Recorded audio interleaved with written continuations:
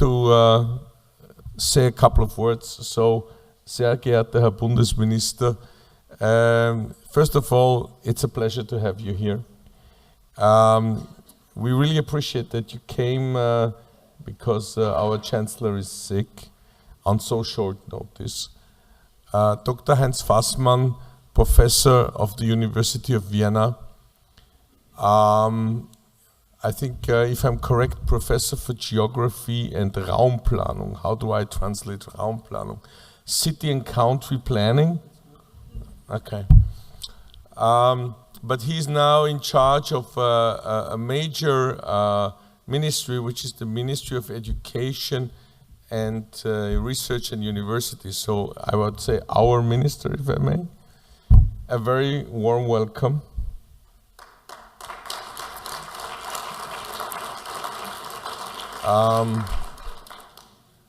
And to the story of the fraternities and the textbooks, there is a mistake to believe that the Jewish community or I or others are fighting the Freedom Party. This is not, and I repeat, not a fight of the Jewish community, the Austrian Jewry, against, or the social democratic affiliated Jews against the Freedom Party. This has been a fight for the last 70 plus years to get rid of the remnants of the Nazi ideology and anti-Semitism in this country. And it doesn't make it is not solely something which concerns the Freedom Party. In lesser numbers, it exists and existed in all parties. And what we are harvesting now is what was put into the earth after the war. Austria knows very well, from the judiciary, from the police, from the cities, from the civil society, etc., that there are organizations in this country who still foster the admiration, or whatever you want to call it, for Nazi, neo-Nazi ideology. And you don't need a historical commission to know that after the war, the fraternities in Germany and in Austria came together and discussed of getting rid, and I'm not an expert in this, so I might misquote it, the resolutions, which I think were done in Weidhofen or whatever, to exclude Jews from these fraternities, to follow this extreme nationalistic, anti-Semitic path. While the German fraternities went this way, the Austrians did not. While in Germany and in other places, even a couple of years ago, there was a meeting where we and others discussed, let's get rid of this, braune Dreck. There were organizations in Austria who just decided not to go along. And if we had year after year meeting, I give an example, in Ulrichsberg, a place in southern Austria, in Carinthia, where members of the Waffen-SS and others were meeting and remembering and all these things, there was never a clear cut between what is remembering and what is national socialistic ideas. And if the Austrian judiciary and attorney general would just look, just open the eyes and look and see that in these fraternities, until today, former war criminals are being treated as heroes. If one of these fraternities has Mr. Schönerer, the inventor of Austrian anti-Semitism, hanging as a big painting of his in there, etc., etc., etc. If they commemorate the 8th of May not as a day of liberation, but a day of occupation. And I'm not saying that under the Russian occupation there was no crimes committed, of course there were. But you can't, after 1945, for, I think it was until 2010, until we persuaded the Austrian government to end this nonsense that they were coming to the Heldenplatz commemorating the 8th of May as a day of occupation. And if you go and see that at many graves of former Nazi war criminals, every year you have commemoration ceremonies, flowers and choirs and chanting and all that, until today. Surprise, surprise, we found a new textbook. The textbook and the antisemitism is just the tip of the iceberg. It is the tip of the iceberg, believe me. I mean, it's bad to have antisemitism, but it's the ideology behind it which is really the problem. And as long as this whole dirt is not swept out once and forever, we will have textbooks. Tomorrow they will find the next textbook and the next textbook. And it's going to go on. President Deutsch just said, since the new government was sworn in, 16 such cases happened in Austria. That means, I think it was around Christmas, so let's say 20th of December. Today we have the 20-something of February, 2 months, 16 cases. So almost every week or every second week. And it's going to go on, because obviously it's there. And the only way to get rid of it is by all Austrians standing up and doing something about it and say, this is not Austria. And it's not up to the Jews, unfortunately, who be always on the forefront. And unfortunately we are. Unfortunately we are standing here, and instead of debating how to find solution and strategies in other issues, we are caught with the problems in our own country. And believe me, when I suggested this conference 2 years ago, you are my witness, this was not what we expected to do. This was something which just happened to us now. We are in a constant debate of Austria, while I was always saying, compared to the rest of Europe, Austria is really an island of the happy, of the lucky. You can walk around in a street in Vienna with a kippah. Our president wears the kippah on the street, and he's not assaulted and not spit on and not attacked. You can be a Jew in Austria and go and have buy kosher food in several kosher shops in Vienna. They are not in danger today. This is a country where Jews live in a relatively calm and secure environment. We have a government who is protecting the Jewish community, much more as 90% of European countries, etc., etc., etc. So, yes, this is not a Nazi country, but still we are caught in this debate and are blamed that we are always coming back to this and not finishing it up. And Herr Bundesminister, with all respect, Sie kriegen das Fett up, I'm sorry. You are really not the one to be blamed for all that. Far from it. And we know your past and we know where you stand, so please excuse me that I say all this. You are the representative of the government. So, ladies and gentlemen, it is really a pleasure, and after these remarks, I apologize of being so unpolite as I am. I can't change, ich komme nicht aus meiner Haut. It is an honor and pleasure. Herr Bundesminister, the floor is yours.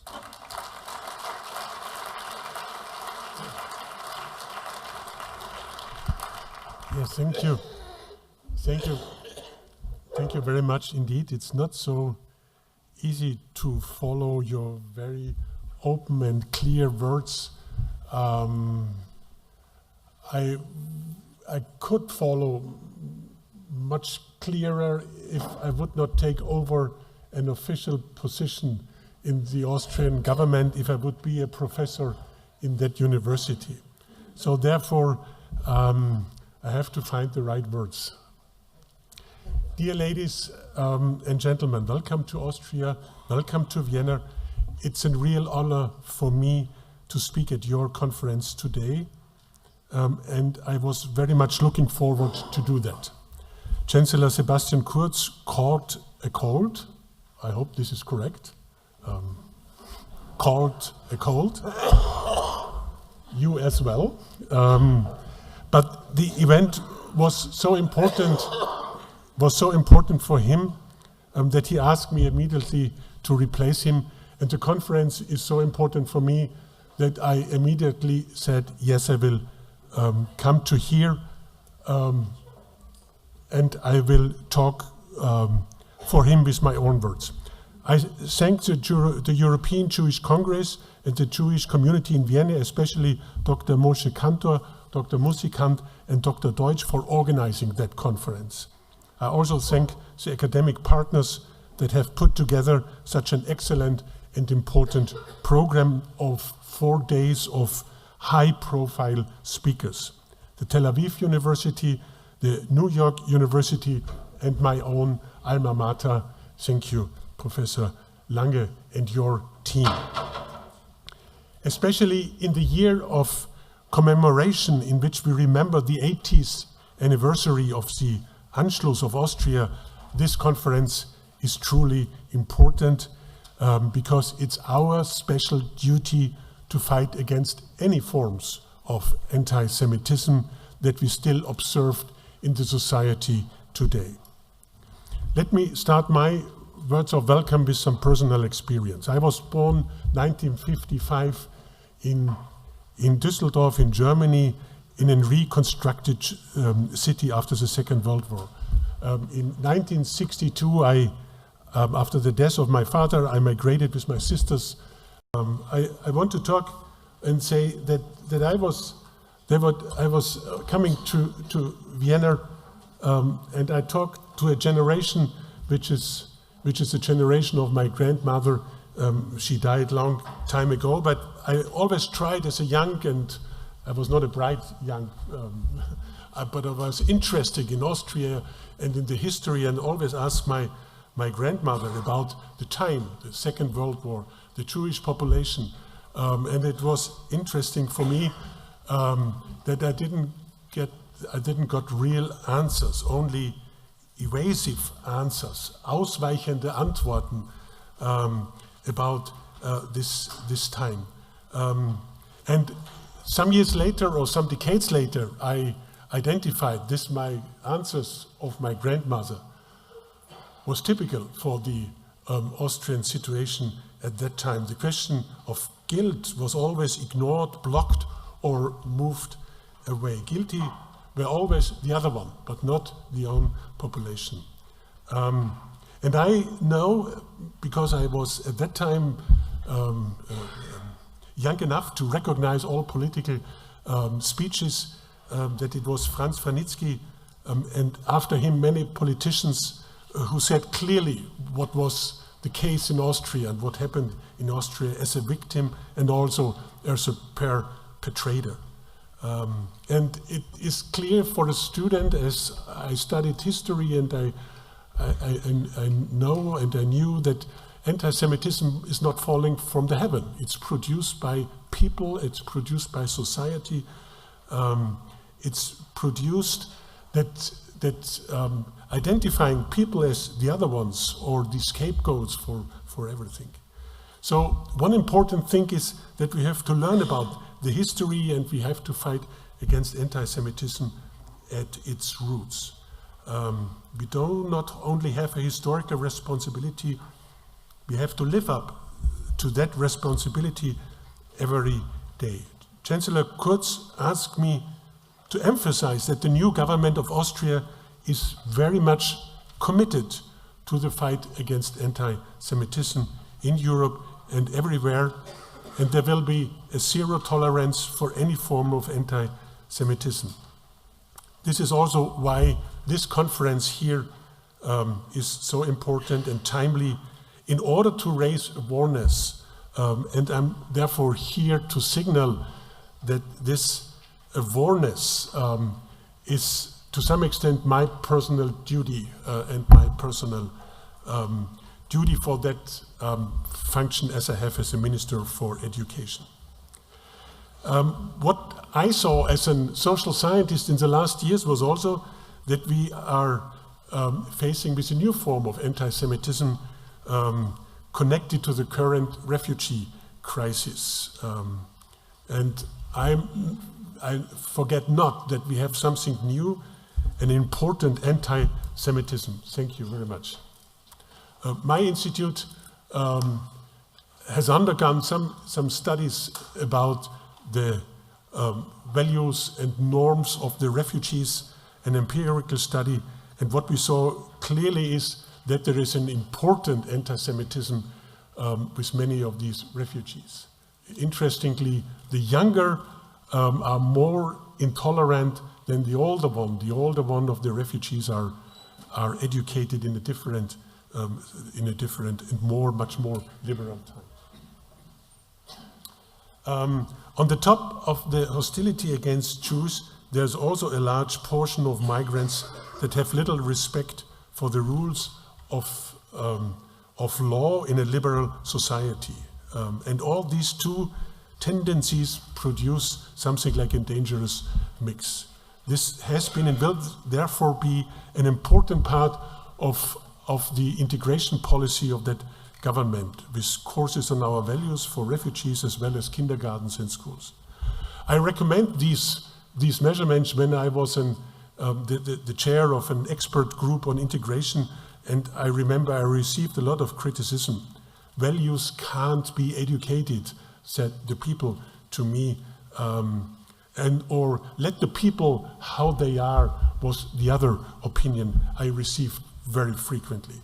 No, I think we have to communicate clearly what are the basic values of our republic, and we have to clearly communicate that anti-Semitism is one of the basic values of that republic.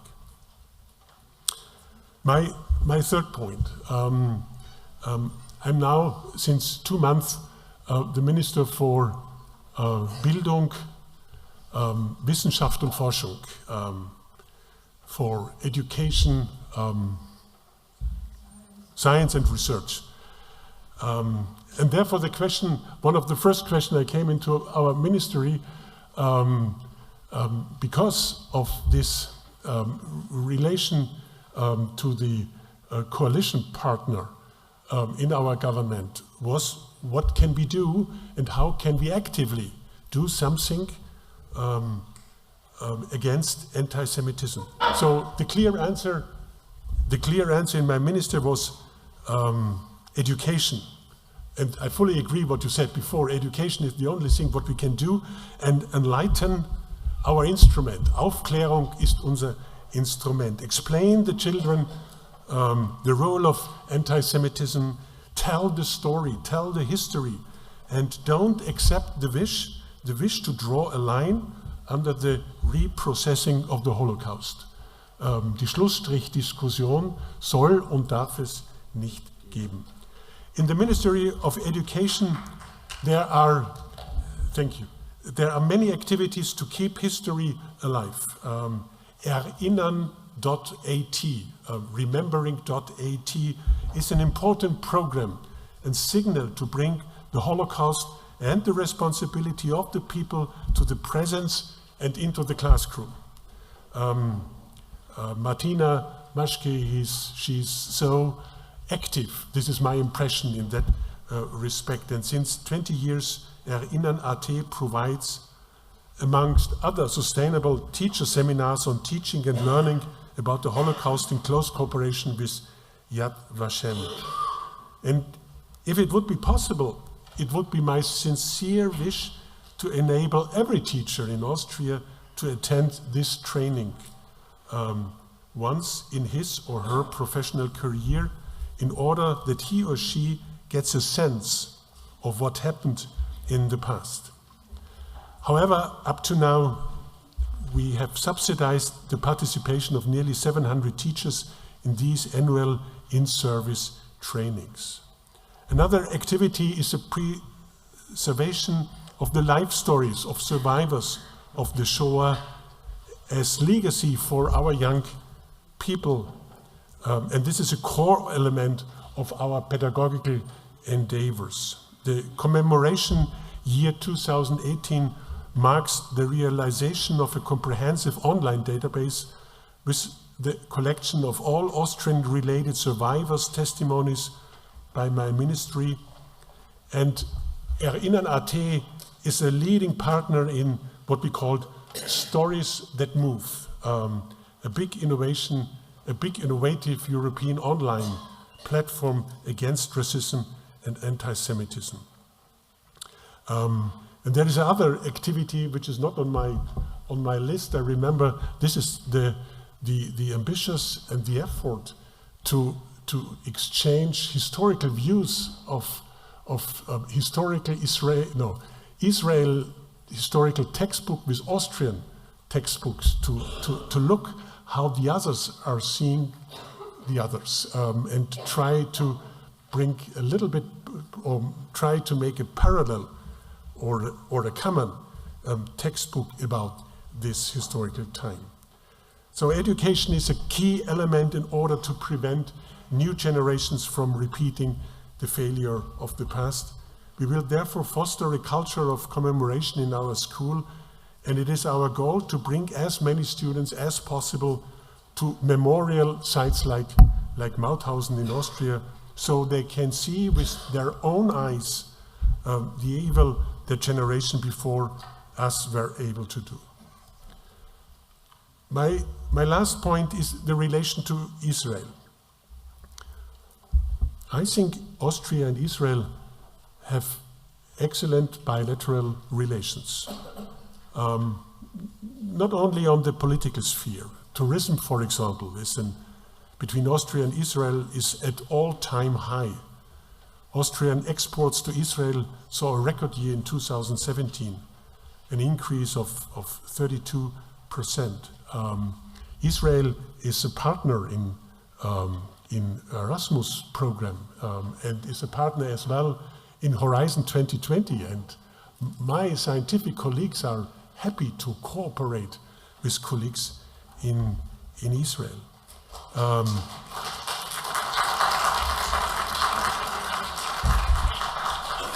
Austria, and this is the official standpoint, Austria will support Israel if Israel should decide to run for the UN Security Council. And we have also a clear statement in our government program for the first time that there is a clear commitment to Israel as a Jewish state. And the program, the government program, is the base, is a contract of the coalition partners. We will introduce new legislation within the coming years to grant. We are not naive when it comes to discussion about the Middle East on the role of other Arabic countries or the role of Iran and its growing influence in that region. This is a clear concern for Israel, fully understanding, but this is also a matter of concerns for Western Europe. My last and personal word, I was twice in Israel and I was so impressed by the achievements of the people, excellent infrastructure, excellent universities. Hebrew University is higher ranked than my alma mater, but I accept it. There is a strong economy, and the country celebrates the 70th anniversary, and I think the country can be really proud of it. As a vice rector, I established the first strategic partnership of the University of Vienna, and this strategic partnership was a partnership with the Hebrew University. And due to the competence and the enthusiasm of the professors on both sides, Austrian and Hebrew side, the partnership is flourish. And it was always a highlight for me to welcome around 25 students from the Hebrew University together with the Excellence Lada Fresher and the government of the National Bank Novotny, these 25 students from Hebrew, which stay in Vienna for some weeks and discover in many cases the hometown and the addresses of their grandparents or great-grandparents. And the talks with these students was, for me, so full of optimism that we are able to establish a wonderful relation between our country. I wish you the best of luck for this conference, and I hope that the theme of the conference, an end to anti-Semitism, will become reality, eventually. I hope so. Thank you very much.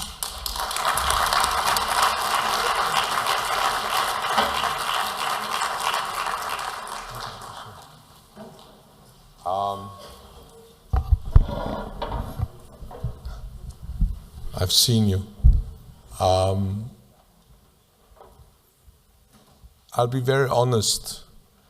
The Jewish community of Austria is doing what we call walking on a very narrow path. So those of you who listened to Henri Bernard Lévy 3 days ago heard him saying there's 1.5 million Jews left in Europe. That's less than 20% of the number of before the Shoah. But a large number of these Jews left after 1945 and are still leaving.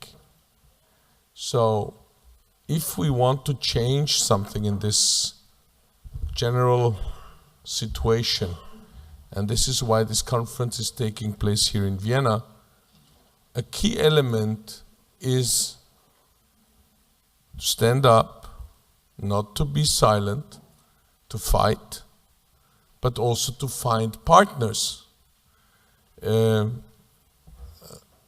Pater Hoffmann is here as an emissary of the Pope. The relationship with the churches, the relationship with many, many people, NGOs, civil society, has to come to a understanding that anti-Semitism is not just hurting the Jews. And after the Jews, it's going to hurt all the others. This is why I think it is important to have you here, Herr Bundesminister, to hear the criticism, to hear the opinion, to convey to the government how anxious we are about what is going on, and to try together to change things. I stood on Heldenplatz in February 2000, and I screamed. I was one of those who really screamed in 2000, and I'm not sure if it helped, but we did then what we did then. Now it's a different time. All of Europe has changed. It's not just Austria. We have the problem of mass migration. We have the problem that the extreme right is gaining power almost everywhere. You heard yesterday the polls in Germany. AfD has passed SPD. So the situation is critical. And in a critical situation, if you are a responsible leader, you have to look for alliances, you have to look for partners. This is my private opinion. I'm sure that President Deutsch and the Jewish communities have their opinion, and the Jewish students are entitled and are supposed to have a different opinion. When I was president of this organization, I was coming here, and we used to have sticks and fight the neo-Nazis on the Uni ramp. But that were other days.